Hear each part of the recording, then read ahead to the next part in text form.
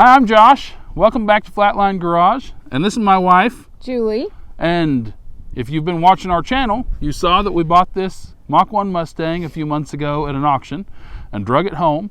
And now, Julie's going to see if she can get the thing running. Well, you got something. Well, don't touch the metal. Just holy moly. Shock you? Yep. Well, something works. Well, we know we got power. So stick around and we'll see if we can get this thing fired up and make a little noise.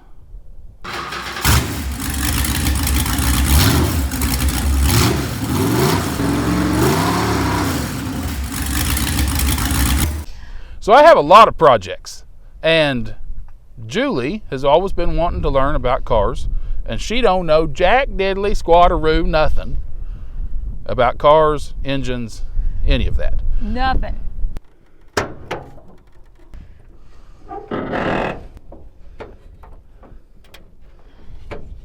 So we've decided that this Mustang is hers, and she is going to do the majority of the work, but I'm going to help her out some. But I'm telling you, they ain't neither one of us experienced mechanics. We're just doing this for fun. So if you guys see something that we could do different, if you see something that we could learn from, feel free to drop it down in the comments and let us know where we went wrong or what we could do to make things better next time. I don't know how many years this car had been sitting before we bought it, but it's been sitting for a long time, or the rats have worked really quick. We'll get you a shot in under the engine bay, but you can tell with all the cat activity back there that it is loaded down with rat particulate, we'll say. It is completely covered up from the valve covers all the way up to the air breather with what we're calling the rat particulate. So I think the first order of business will be to clean this off so we don't catch anything on fire when we try to fire it up, and so we don't catch some sort of rat disease, the bubonic plague or something, as we get in there and start working on it. All right, get after it. And there's nothing off limits. Blow anything you want to blow.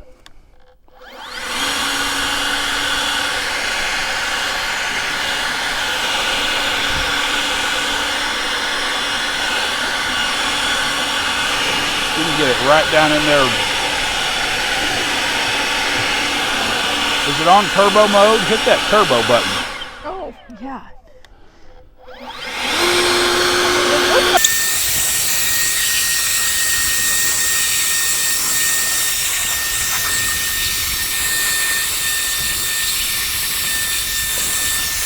I think we're gonna have to I think so manually, too.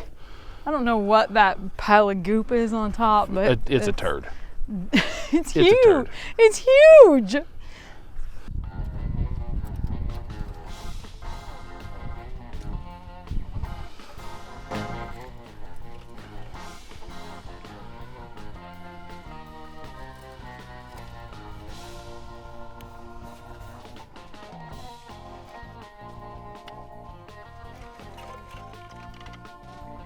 Turkey coffee bean pods.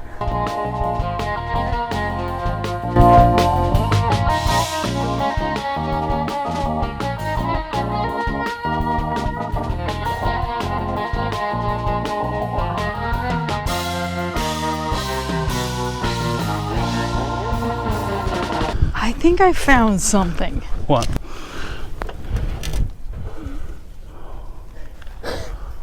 Holy cow. I think it's part of one of your rats. Here, let's see it. Looks like the butt end of a rat. I actually had the back end of a rat in there, just the skeleton.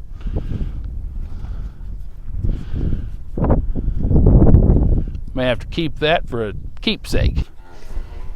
All right, the big things about an engine is their combustion. So you have to have fuel, oxygen, and ignition. Those are the three things that you'll need for combustion. So now that we've got it all cleaned off, we'll start working our way through that. But first, we need to make sure that it's not locked up and that it will rotate. And before we do that, we need to check the oil and make sure that it has oil in it so we can try to rotate it. So if you would, pull your dipstick and see what it shows for oil.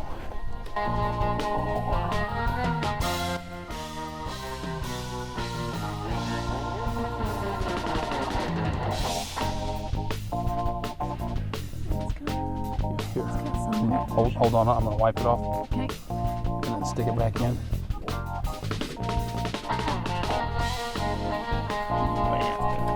Help it some. Pull it back out.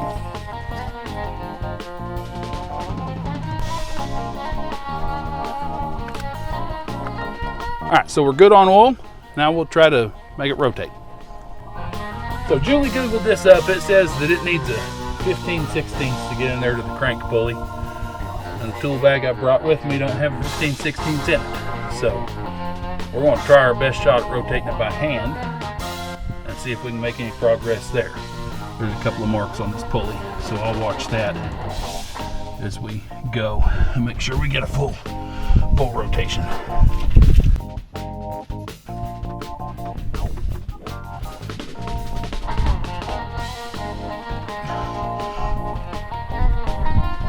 Oh man, that thing's tougher than I am. But it moved about a quarter of a rotation.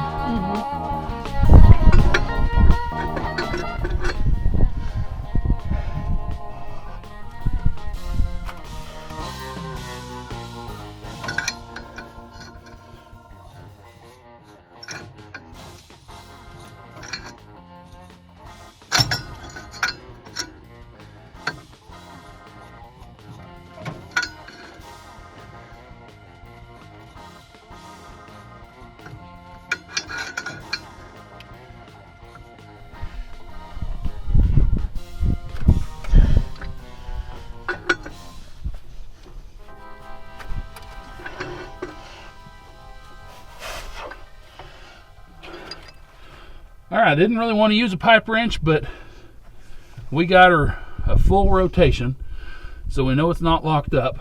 So we'll swap the battery out and then see if we can get it to crank.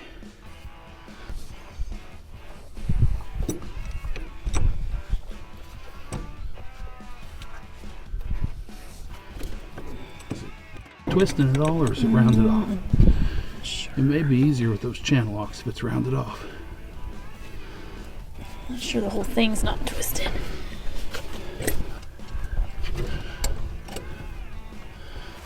Okay, go ahead.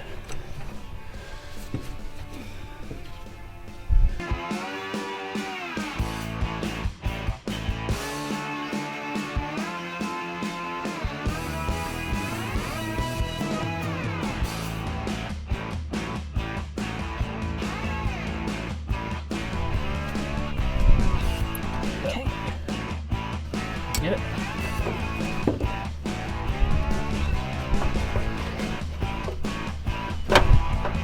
Perfect. All right, now let's go steal the battery out of your Ray, out of your high boy. Okay. And we'll bring it over here and put it in. Okay.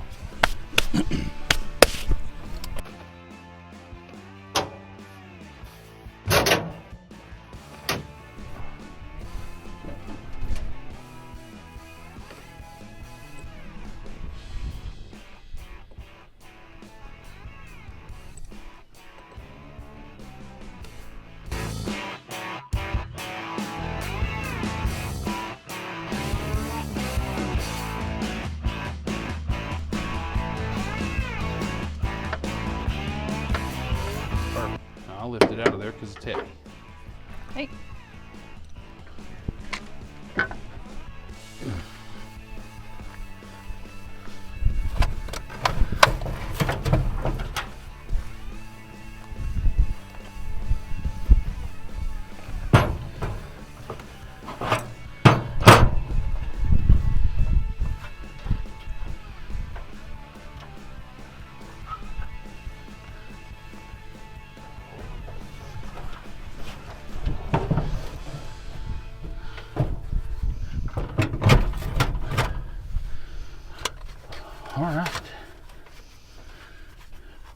You want to put it back together? Yeah. Or what? How do you know which goes on which? Okay, so typically, and not always, but typically red is positive. But the best way to tell is black is ground, so it will be hooked directly to the engine.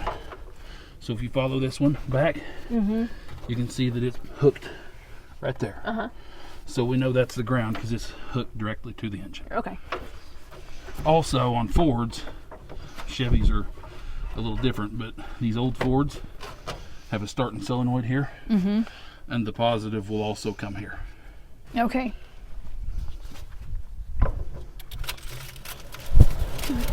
What the?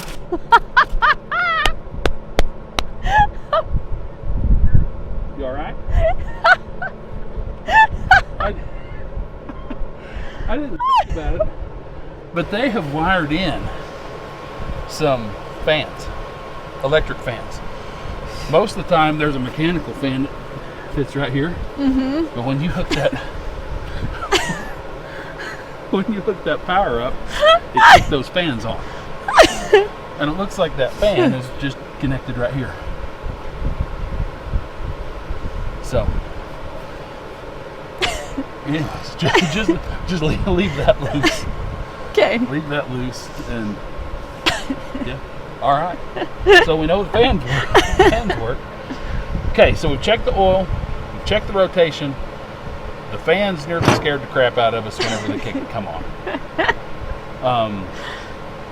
I guess now that we have all of the rat particulate out, we can pull this air breather off. Well, some.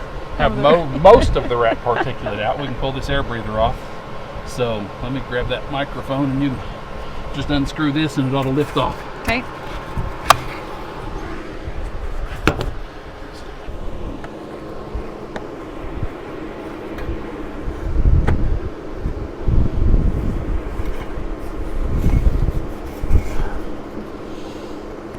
Oh, we had the pony. It was underneath it. Oh, really? Yeah. That's cool. Put that in your pocket. Oh, yeah. That is cool. Yeah, it was kind of cool. Yeah. Fits just right there. Huh.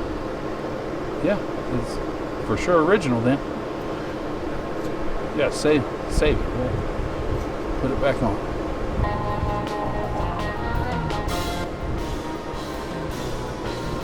Is it just Yep, just threads, right? unscrews the whole way. Pull that out, and then you should be able to grab that air breather top and bottom. Just pull the whole thing out. This is a 4-barrel carburetor, and they come in 4-barrel options or 2-barrel options.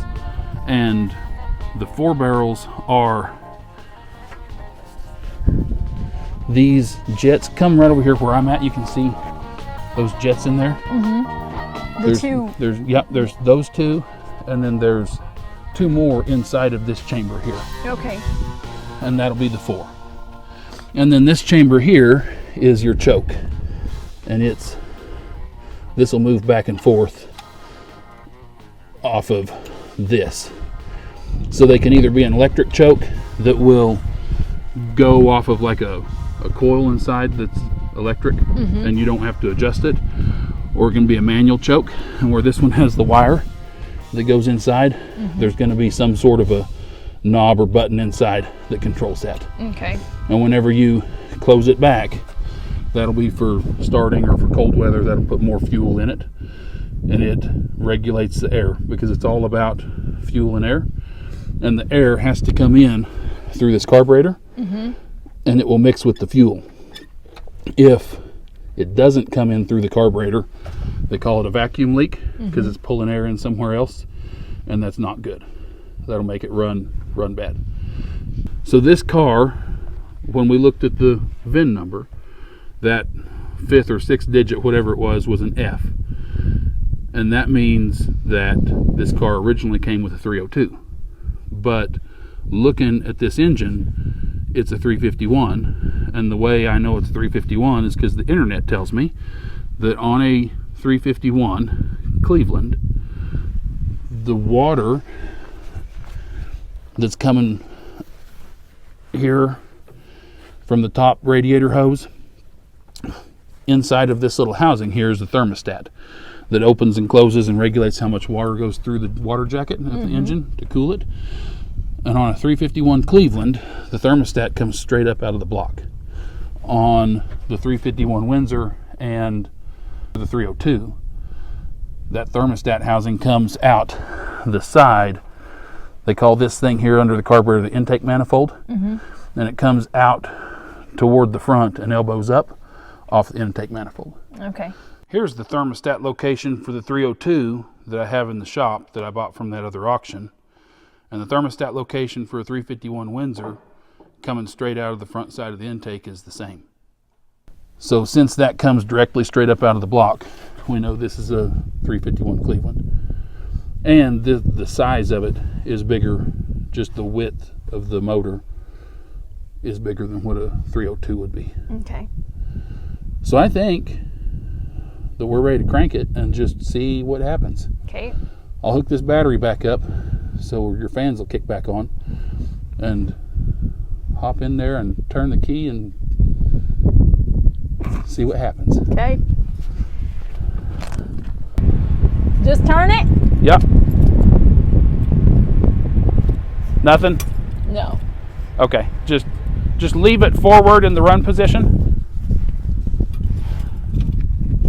Okay. All right, so since the key didn't work, there's got to be something electrically chewed up by the rats between the key and the starting solenoid and the starter. So they make this little thing here that's just like a key that you can use under the hood. Okay. And for Chevrolets, you have to actually hook this to the starter, because this solenoid thing here is actually on the starter for Chevy. But for this one, for Fords, they're easy. You can hook it. One of these goes to where it comes from your battery. Okay. And then the other one will hook to whichever one of these says S. And there'll be one for... Where will it say it? Right there on top. They're S and I. So I is ignition, S is start. So that one says S there. And just around that, anywhere it's metal, you said? Yeah, anywhere it's metal. And then this button now will now be the key. Okay. And it's still not. See if your luck is any better than mine. No. Nothing. All right. So something is majorly rat chewed. All right, so the sun's setting and something is chewed apart because our little under the hood switch didn't work, nor did the key. So we'll pick this back up tomorrow and see if we can chase down what's been chewed up and fix the wiring issue and see if we can get it to crank. So we'll see y'all tomorrow. Ladies and gentlemen, men and women, boys and girls, we need your help. And I'm not talking about your money. You see, I have a day job and it supports my wife and our daughter and my peanut butter addiction. But cars are expensive. So we need to get this channel monetized so we can help pay for the car parts to make the videos that you guys watch. And if I have to choose between peanut butter and these cars, well, my automotive dream is going to die one $8 jug of Peter Pan at a time. And at the time of making this video, our channel has 113 subscribers. And YouTube requires a channel to have 1,000 subscribers and 4,000 watch hours to be monetized. So the advertisements that you've been watching on our videos don't pay us a penny until we reach that 1,000 subscriber goal. So if you've enjoyed our videos so far, please consider subscribing to help us buy parts for this car. And this truck behind me, and this truck, And this truck, and this Camaro, and that Mercury Cougar. Again, I'm not asking for your money. I'm just asking you to subscribe so we can start getting ad revenue to help us build these cars. Also, every video you click on, every like you give us, and every comment you leave helps the YouTube algorithm pick up these videos and promote them to other people just like you. So we appreciate it when you take the time out of your day to watch our videos, click on the like button, and leave a comment. But we especially like the comments because Julie and I, we like to hear from all of you guys out there watching our videos. Now, I know there are lots of options out there for your viewing pleasure, which makes us very grateful when you choose to watch our video instead of someone else. So before you move on to watching another video, please consider hitting the subscribe button, leaving us a like, and maybe even leaving us a comment. Now let's get back to the action. Hey cow.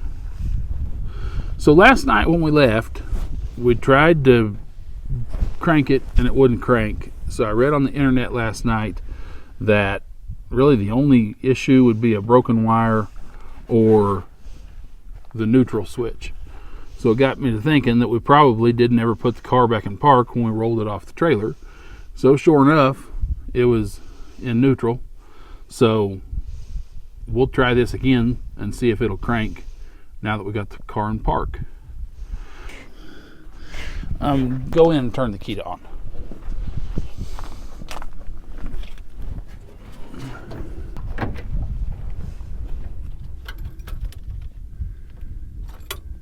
It should be. Okay. Nothing.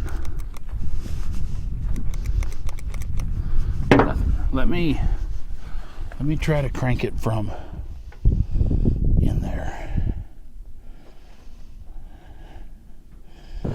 Don't tell me that somehow just leaving that negative terminal. There's no way.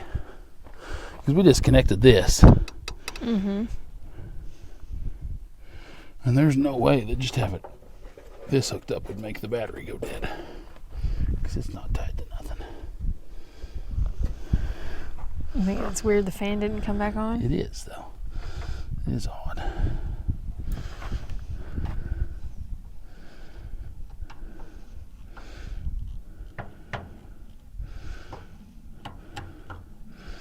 Alright, so we've pretty much...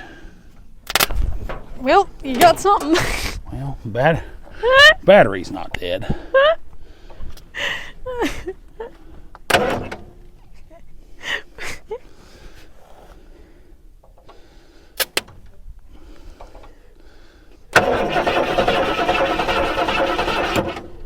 So why is that working?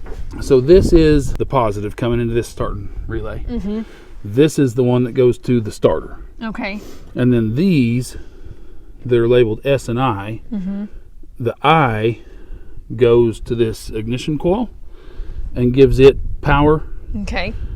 The S goes to the starter. Okay. So whenever you turn the key, it should come in from the key or from this switch to this S wire, and then this S wire will make this relay close, which will close the contacts inside that do what this screwdriver did. Okay.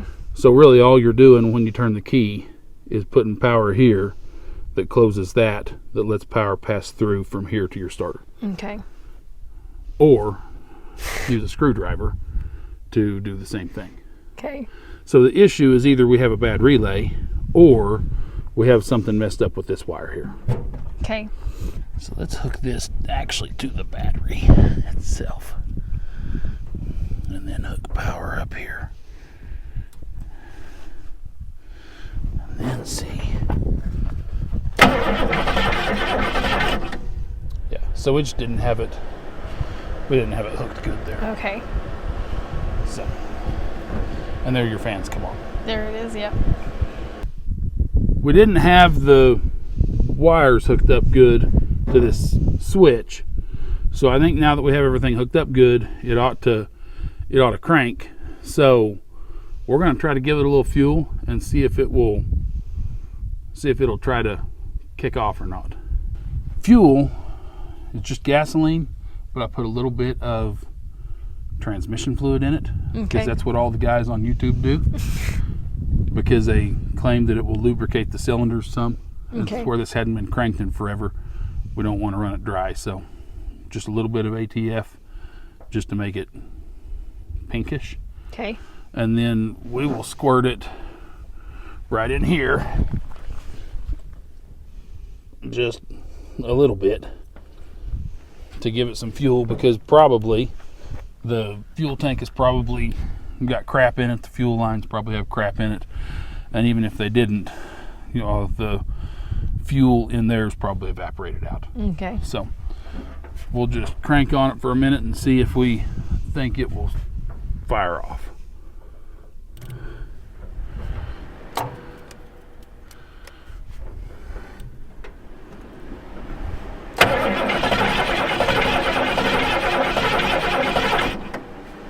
You want to squirt a little fuel in there while I crank on it?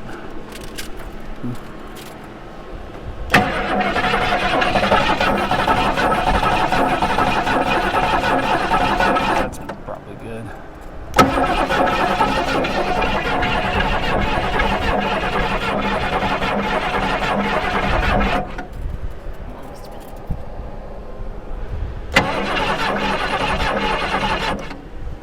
So we can close this choke, and maybe that'll help some.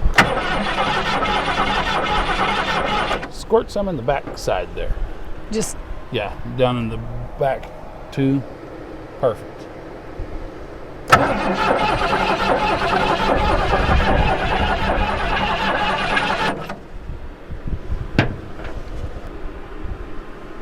So we got to have fuel, which we've got.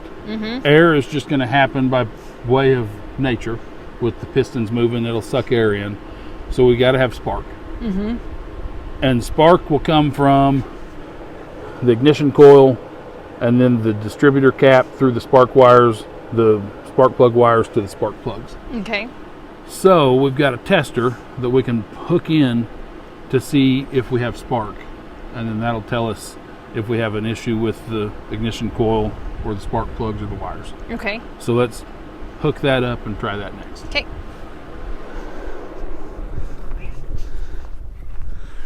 This is essentially a spark plug connection. This will go on the spark plug just like the plug wire, and then this will go in the plug wire. So a spark plug has this sticking out, and then it's threaded, and then it has a little electrode that'll spark. So we're just going to make that connection and then crank it, and then if there is spark or power to the spark plugs, that light will flash. Okay. We need to push this boot on that spark plug. Do you see the spark Is plug? there it's got to go on a certain way, right? No, it just needs to, that gap is just so it can flex. It don't matter how it's oriented. Just push it till it snaps.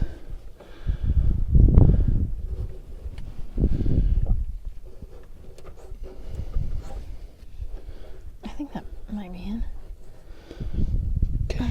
Now hook your plug wire up to that till it snaps. Okay. Okay, it did not snap that hard, should it? Just tug on it just a little bit, see if it comes off. It may or may not. No. Okay, I bet you're good. Let's try it again. And watch that and see if it will,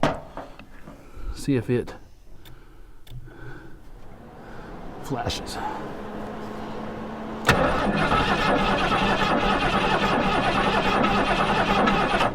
Nothing. Nothing. Okay. You want me to see if I got that tight? You want me to try to get it tighter? I think we're good. It should work whether it's connected to the spark plug or not. So you can pull that off there. All right, this is the ignition coil here.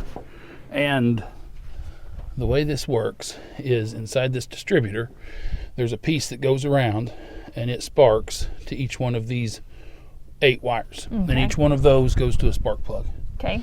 The center wire is the wire from the coil to here. Okay. From this coil to provide the spark. Okay. So we either have an issue with the coil not giving us spark, so maybe it doesn't have the power that it needs, or inside this distributor cap, maybe corroded in there, not letting the spark get from that coil wire to the 8 surrounding wires. Okay. So let's pull this one off if you want to. And then hook this up to that, and we'll crank it again and see if there's any flash coming out of that one. Just hook the... This needs to No, go, the other way. Plug the end into the wire there. Oh, duh. Yeah. Like that end, yeah. Into here. Yeah, just plug that in.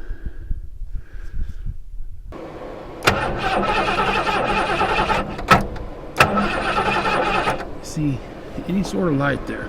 No. Don't touch the metal. Just hold it down where it's kind of in the shadow, in the shade a little. Ready?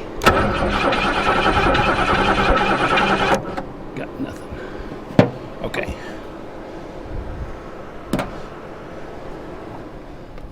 All right, so that makes me think that we don't have power to the coil, so it don't have anything to make a spark from. Okay. So let's take a look at the wiring coming into this coil. This one is chewed through here.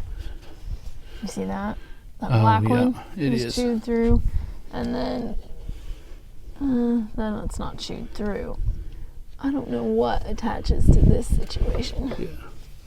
So we've got one that comes down here to the alternator. And it seems fine. Yeah. It's in there Looks and good. Where does the rest of that one go?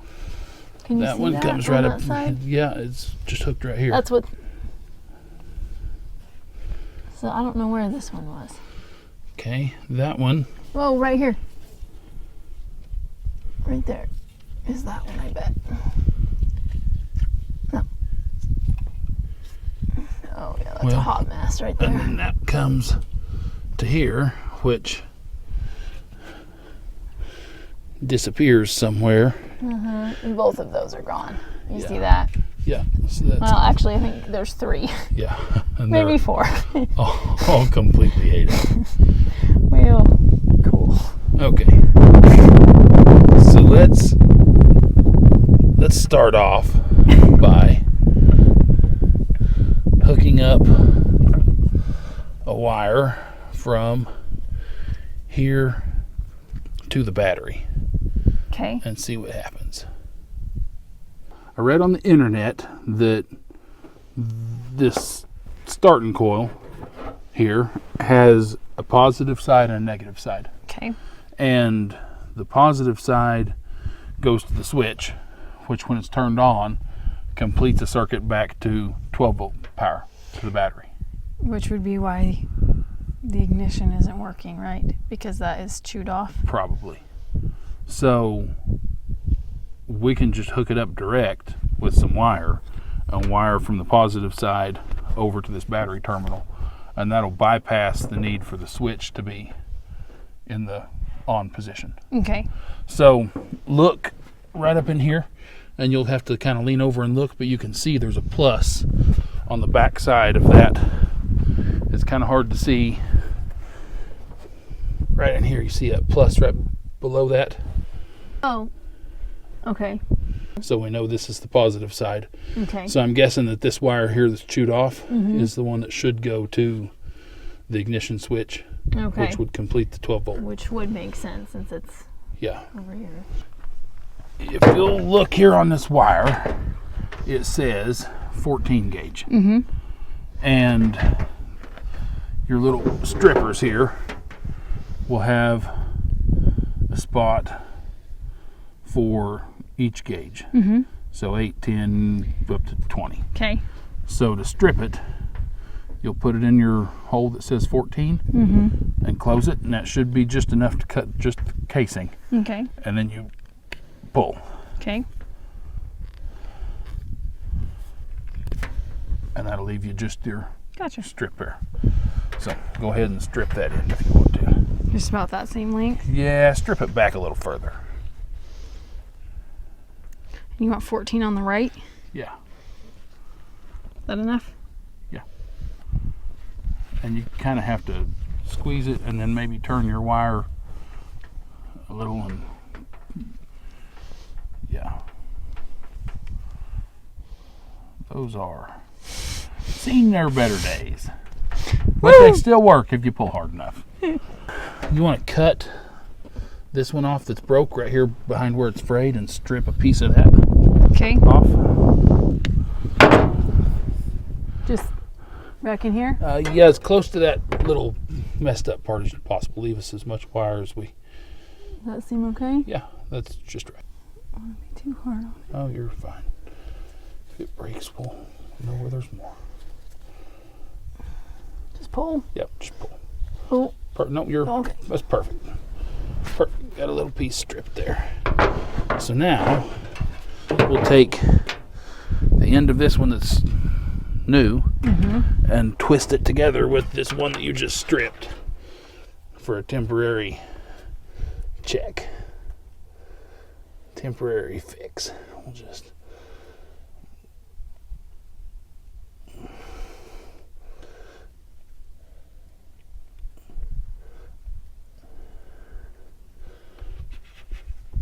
And then we can hook this one up to the battery here.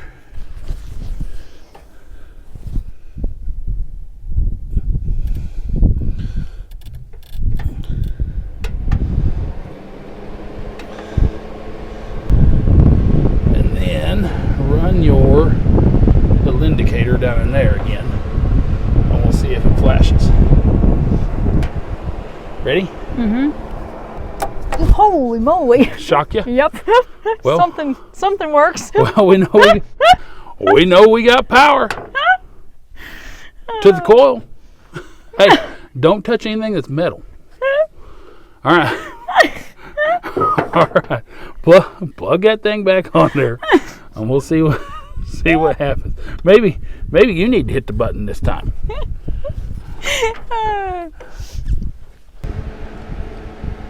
All right, crank it.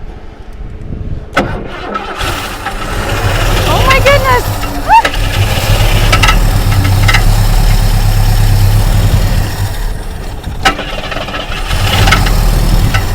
How do I stay on it, or? No, just Okay. whenever it fires off, just let off of it. So we've got to... This here is your throttle that's tied to your... Hey, here's more rat particulate that's tied to your gas pedal inside. So if you were to pump your gas pedal, this is what it would be doing under the hood. Okay. And that's going to give it fuel. So whenever it fires off again, I'll control that a little bit and see if there's any fuel coming from the tank. Okay. Okay, try it again.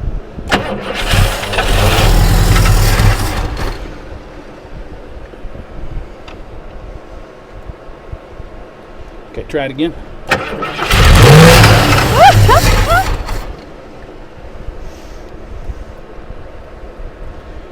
Okay, again.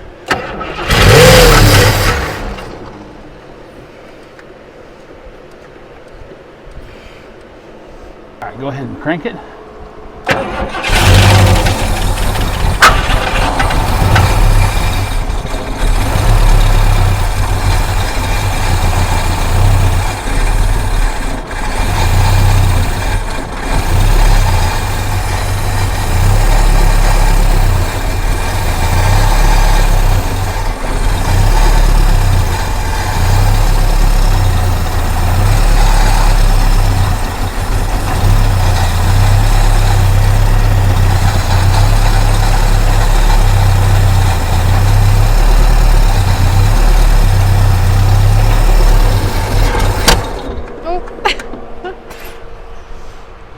All right, crank on it, and then fuel should come out here if that fuel pump's working or if it's not plugged up from the tank.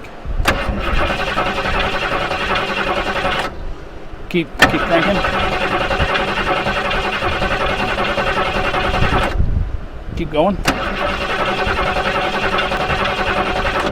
Keep at it. Yeah, try it again. Okay, you can stop. When we were messing with this trying to get fuel, the fuel line broke. It just snapped in half. So it's so brittle, and I guess it broke up here too. We need to replace the line from the fuel pump up here, and then we're not getting any fuel from the tank. so we need to put a line from the fuel pump into a temporary gas tank to see if we can get it to idle. This portion of our video is brought to you by parents who care about their kids even when they're 40 years old. Dad bought me these jack stands for Christmas because he knew that I'm a fat guy and I'm going to be shimmying up under some vehicles. So thanks for that, Dad. And always, safety first. So anytime you have a chance to use a jack stand or make something a little safer, take the time to do it.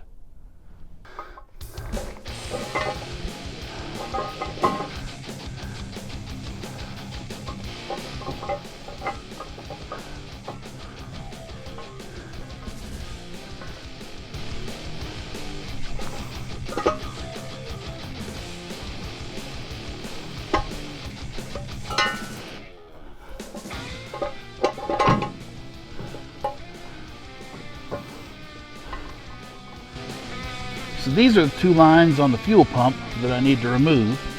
Looks like one of them's a squeeze clamp and one of them is a worm gear clamp it's just facing the wrong way for easy access. So we'll see if we can get those off there and replace the lines here.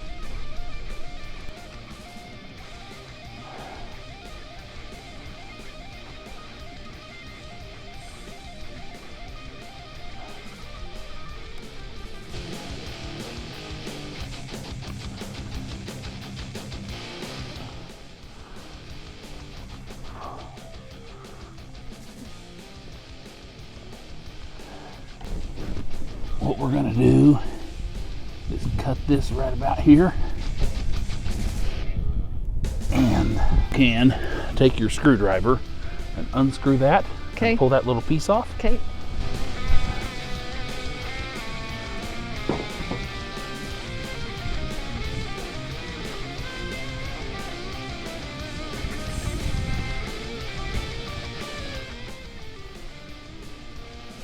Now see if you can shove that. Actually, we need to put a hose clamp on first. On this? Yep. And then see if you can shove it up on that tube. And with that fluted end, it may be hard. I may have to do it. Oh, it's going. Okay.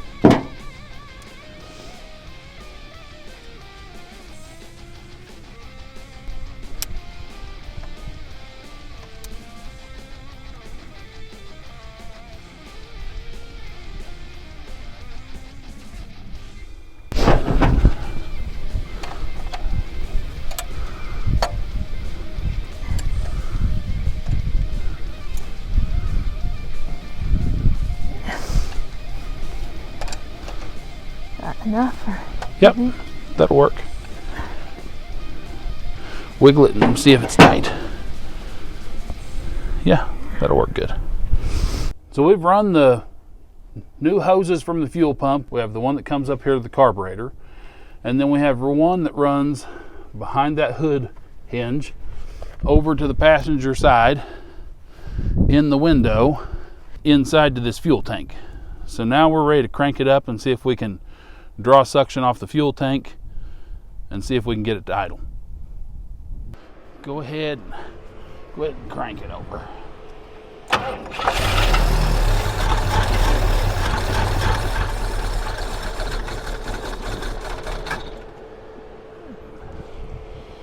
Yeah? Yeah, go ahead.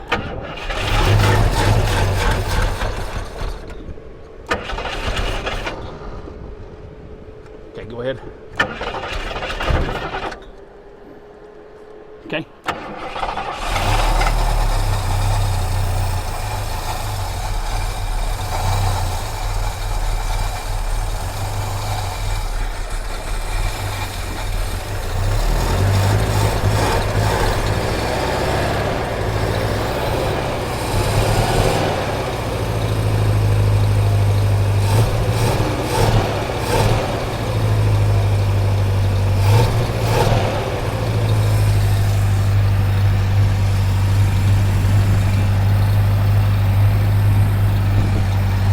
Got a little bit of a fuel leak right here. Let's grab a screwdriver and try to tighten that.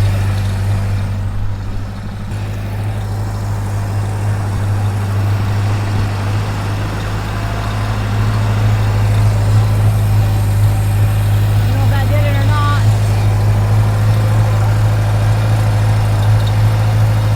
I think we're good. So whenever you hit your throttle inside, it does this, and that'll give you more fuel.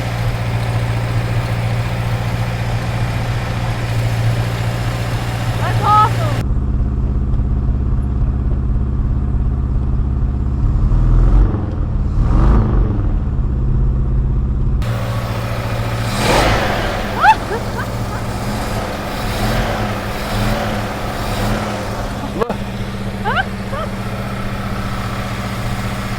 That's awesome. Ugh.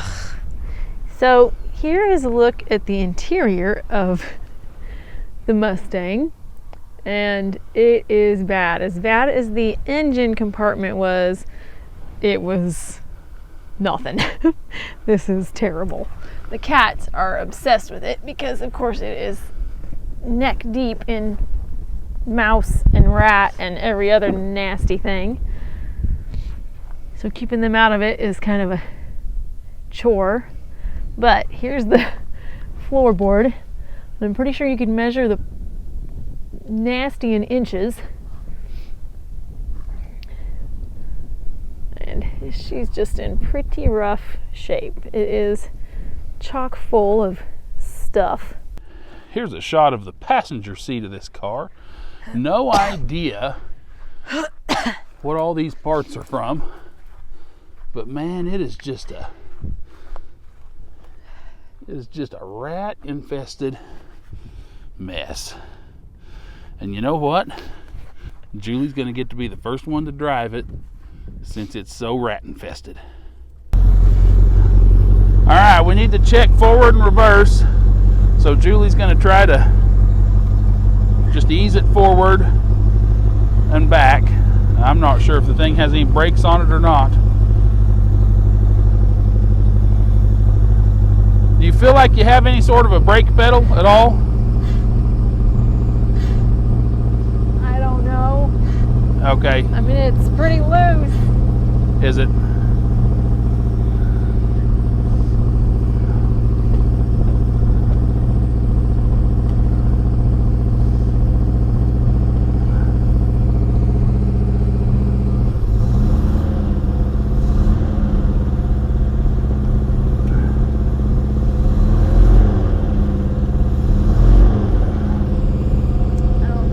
Nothing?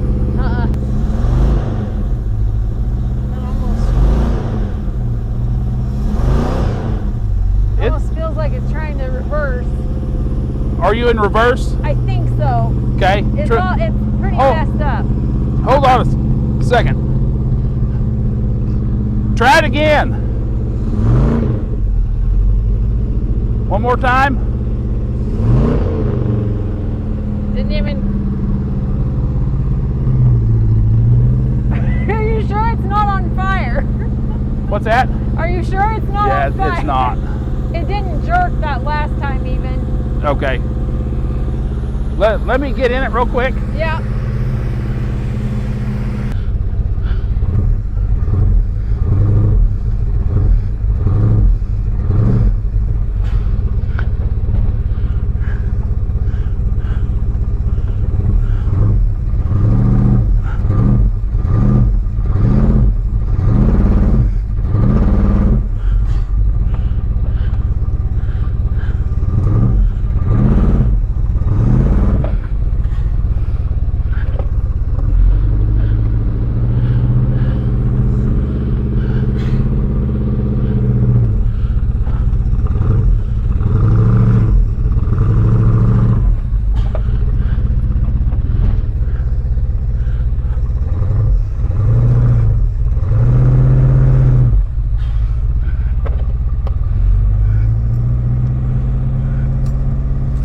So we got it to run, we got it to idle, we checked the gears. It does seem like it has some issues with the transmission, but there is a forward, there is a reverse, but the front two tires are completely off the rims.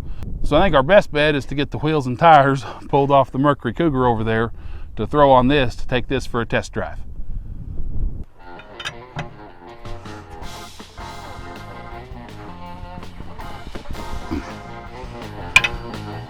Wow.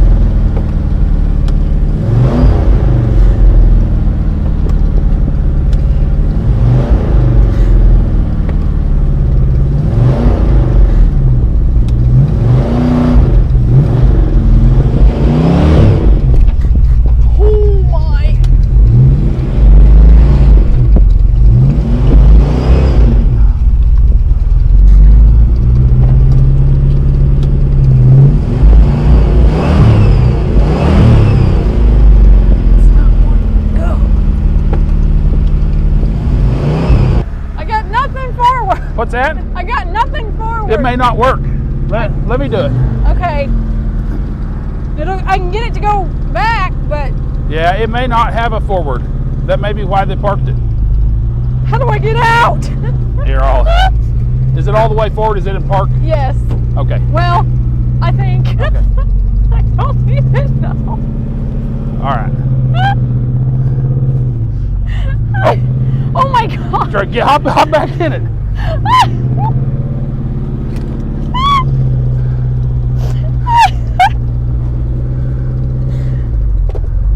Wasn't all the way forward. You think it'll go? Here, put it all the way forward. Let me do it.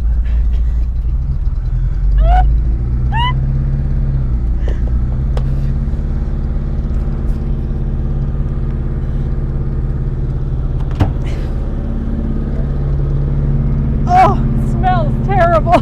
Yeah. Oh man, I'm about too fat to get in this thing.